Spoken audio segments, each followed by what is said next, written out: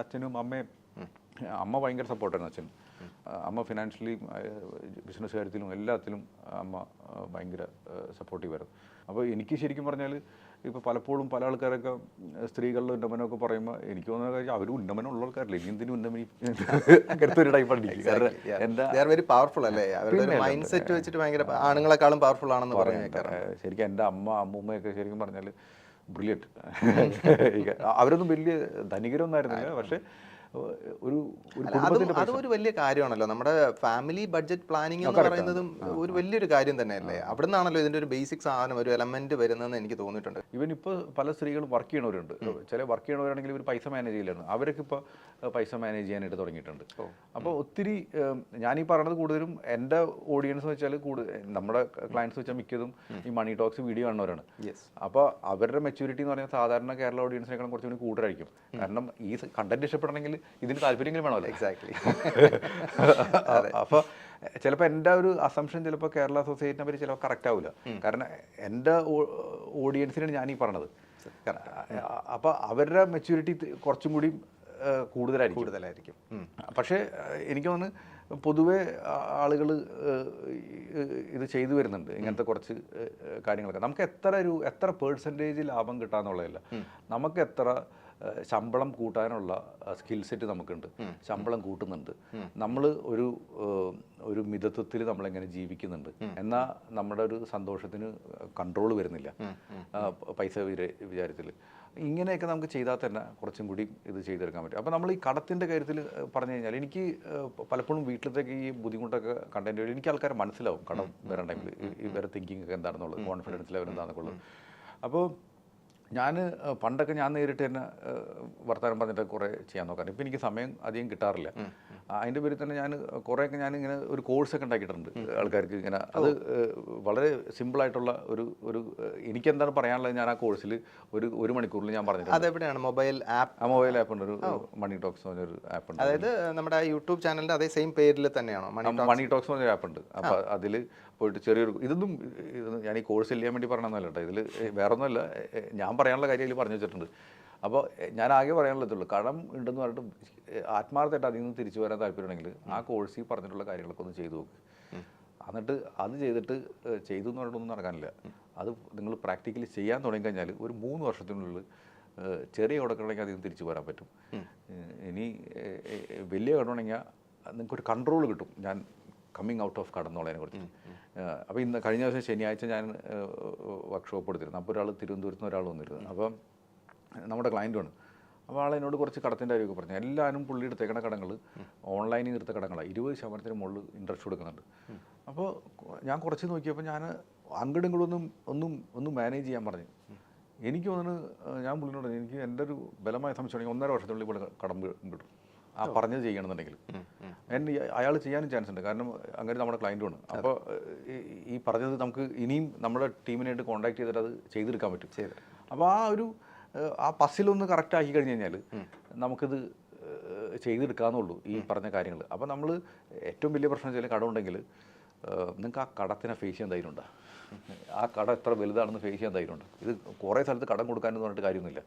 അവിടെ നിന്ന് കൊടുത്ത് പൈസ റോൾ ചെയ്തിട്ടും കാര്യമൊന്നുമില്ല. ചില ആൾക്കാരുടെ പ്രത്യേകത വെച്ചാൽ നമ്മൾ പറയില്ലേ, ഫുട്ബോൾ കളിക്കാൻ ഇറങ്ങുന്ന ടൈമിൽ നമുക്ക് എത്ര ഡിഫൻസ് ഉണ്ടെങ്കിലും ബോൾ അങ്ങോട്ട് കിട്ടി കഴിഞ്ഞാൽ നമുക്ക് ടാക്കിൾ ചെയ്ത് പോകാനുള്ള ഒരു ധൈര്യമുണ്ട്. അതാണ് ഒരു പ്ലെയറുടെ കഴിവ് എന്ന് പറഞ്ഞു കഴിഞ്ഞാൽ.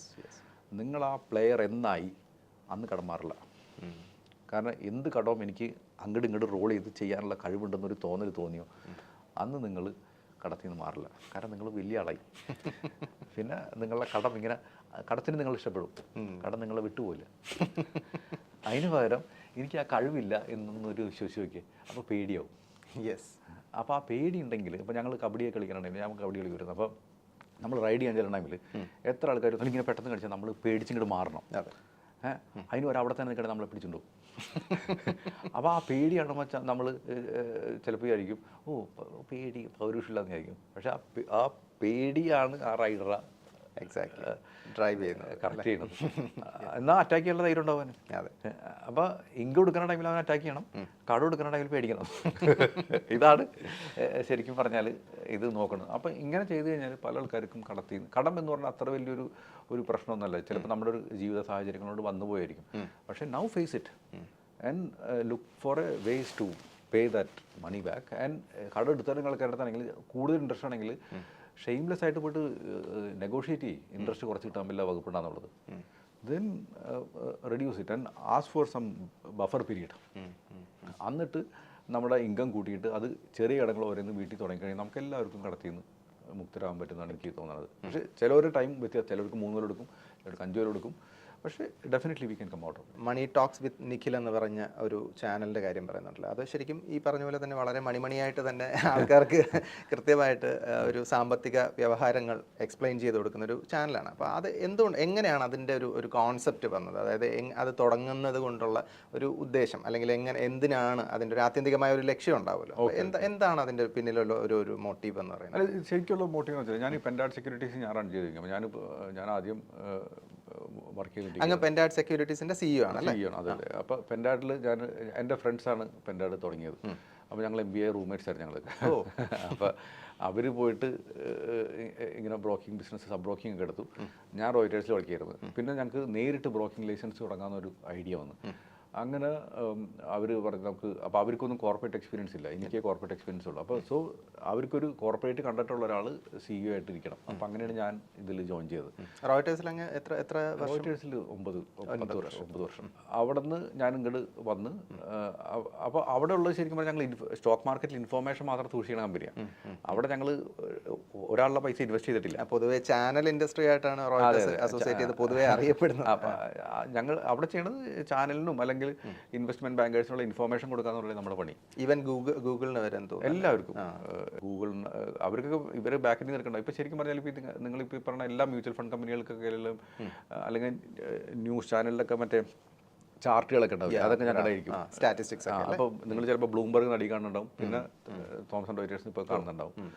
അപ്പോൾ ഏതാണോ വെൻഡർ അവരെ വാങ്ങണത്, അപ്പോൾ അതുണ്ടാവും. പിന്നെ ഈ പറഞ്ഞ എല്ലാ മാർക്കറ്റ് ഇൻഫോ. അപ്പോൾ ഇതാണ് നമ്മൾ ചെയ്തത്. അങ്ങനെയാണ് ഞാൻ ഇങ്ങനെ റോയിറ്റേഴ്സ് നിങ്ങൾ വിട്ടിട്ട് ഇവിടെ വന്നപ്പോഴാണ് ശരിക്കും മനസ്സിലായത് ആ ഇൻഫോർമേഷൻ വെച്ചിട്ട് എന്താ ചെയ്യണം എന്നുള്ളത്. അപ്പോൾ ഞങ്ങൾ ആദ്യം വന്നപ്പോൾ ഞങ്ങളുടെയൊക്കെ പരിചയത്തിലുള്ള ക്ലയൻസിനെ മാത്രം നമ്മൾ മാനേജ് ചെയ്തിട്ടുണ്ടെങ്കിൽ, പിന്നെയാണ് എൻ്റെ അച്ഛൻ്റെയൊക്കെ ഒരു അച്ഛനല്ലേ ചെയ്യാനാണ്. അപ്പോൾ അതിൻ്റെ ഒരു എക്സ്പീരിയൻസിൽ ഞാൻ പേഴ്സണൽ ഫിനാൻസ് ക്ലയൻസിന് കൊടുക്കാമെന്ന് വെച്ചത്. പിന്നെ എൻ്റെ ഒരു ആഗ്രഹം വരുന്നത് ഓപ്പൺ മാർക്കറ്റിൽ നിന്ന് ക്ലയൻറ്റ് വരും, നമ്മുടെ പരിചയക്കാരല്ല, നമ്മളെ യാതൊരു പരിചയമില്ലാത്ത ആൾക്കാർ നമ്മളുടെ അടുത്ത് ക്ലയൻറ്റ് വരുന്നത്. അപ്പോൾ ഞാനിങ്ങനെ പല സ്ഥലത്തും ബ്രാഞ്ചൊക്കെ തുടങ്ങി. ബോംബെയിൽ ഞങ്ങൾക്ക് ഉണ്ടായിരുന്നു, ബാംഗ്ലൂർ, പിന്നെ ഞാൻ ബോംബെയിലായിരുന്നു, പിന്നെ കോഴിക്കോട്, തിരുവനന്തപുരത്ത്, കാസർഗോഡ്, കൊച്ചിയിൽ എല്ലായിടത്തും ബ്രാഞ്ച് ഉണ്ടായിരുന്നു. പിന്നെ ഞാൻ വിചാരിച്ചു ഞാനപ്പോൾ ഇവിടുത്തെ എല്ലായിടത്തും ഉണ്ടായിട്ട് നമുക്ക് ക്ലയൻസിനെ കിട്ടുന്നില്ല, ഈ പറഞ്ഞോ നമ്മളാർക്കും അറിയില്ലല്ലോ. അതെ.